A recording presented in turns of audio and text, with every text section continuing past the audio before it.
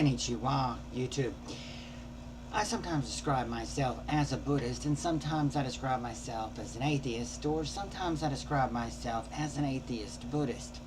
It's come to my attention that many people, even some atheists, don't have a good understanding of Buddhism.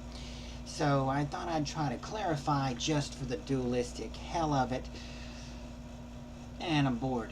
Buddhism is really quite simple in broad strokes. Sometimes atheists attack Buddhism, as Christopher Hitchens did in God is Not Great, and I think that's unfair because Buddhism is considered by most everyone to be an atheist religion.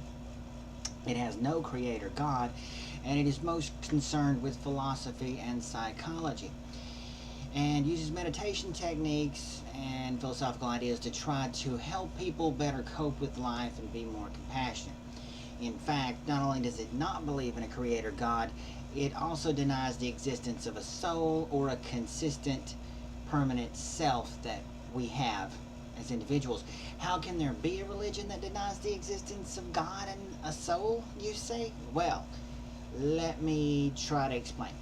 By soul is usually meant a permanent part of ourselves that is uniquely ourselves and sometimes immortal in the Christian dualistic tradition.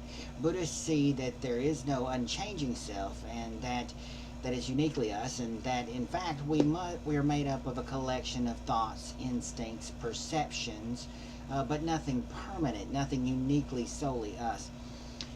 I think the Scottish philosopher David Hume put it best in the 1700s. There are some philosophers who imagine we are at every moment intimately conscious of what we call ourself. For my part, I never can catch myself at any time without a perception, and never can observe anything but the perception.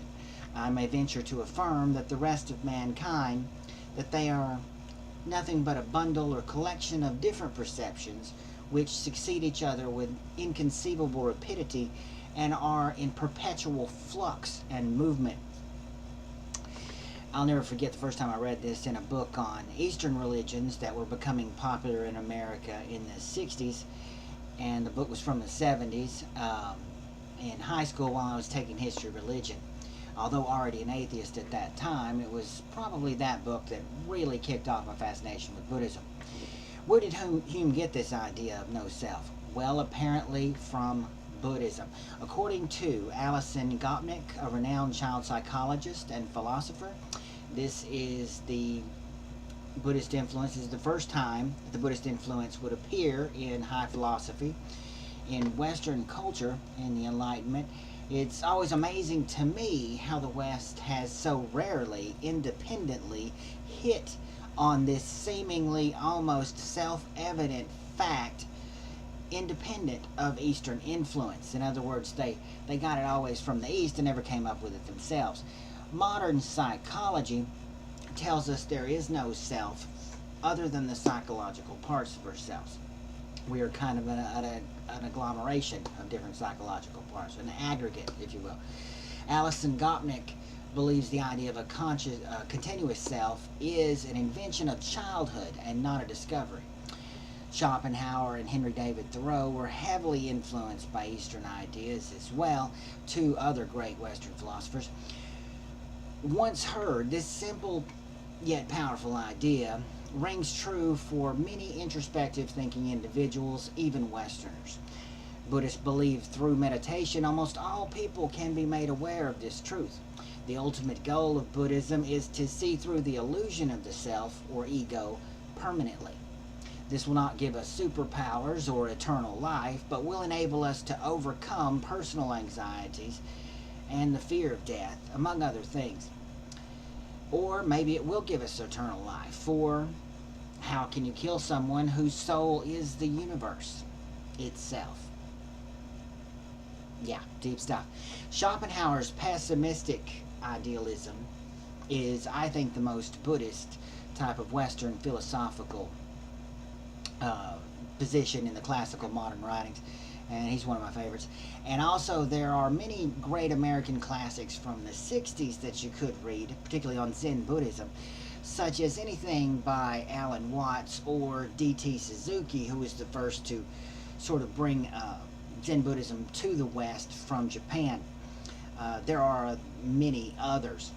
I am not saying it's easy to achieve full enlightenment. As warns the Katha Upanishad, which is a Hindu work, the sharp edge of a razor is difficult to pass over. Thus the wise say the path of salvation is hard. But lessening fear and mental suffering is a lesser journey. It's far more doable. Buddhism is all about helping people function better and suffer less in society. I don't fear death, and I'm no Zen master by any means. In fact, I'm ashamed of how rarely I use my expensive Japanese Zabuton meditation cushion, except to sit on it and make videos. But the Buddhism is a religion of 500 million people, and there are many variations and some superstitions. While there are no foundational gods, there are mythological type god-like figures, gods, and bodhisattvas, but it's not like the Western dualism conception of a creator, all-powerful God. I don't subscribe to the superstition or reincarnation that's sometimes found in Buddhism, but only this central idea of shunyata, non-belief in self or in any essential elements. Everything is in flux, and there are no essential elements to life. So the doctrine of shunyata. There's no self, and in general, there's just a void, as they say, emptiness, emptiness, emptiness, emptiness, as it's repeated in many of the sutras and in the book of Ecclesiastes, which I've always thought had some kind of Buddhist influence there. I think Eastern religion in particular is great for people that are particularly self-conscious or high-strung, people like John Lennon or Alanis Morissette or Jack Kerouac. Although none of them reached sainthood or anything like that either. I do have a tiny bronze Kuan Yin statue. This is from the Ming Dynasty. This is the goddess Kuan Yin, who's the goddess of compassion. And she's very similar to a Jesus figure in that she's compassionately trying to help human beings achieve enlightenment. And so you see certain forms of Buddhism can take on a very Christian-like emotional, devotional, religious appeal. But Zen Buddhism is more of a pure form of Buddhism without the superstition elements, and that's why I go with it in general. The Japanese Zen form. So I sometimes describe myself as an atheist Buddhist, just to emphasize my general rational skepticism, and so not have people confuse me with the theist, lest they don't know about these concepts.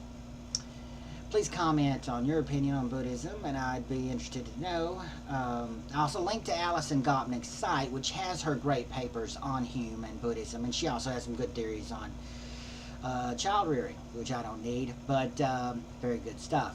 There are also lots of great videos on YouTube. Anyway, konnichiwa.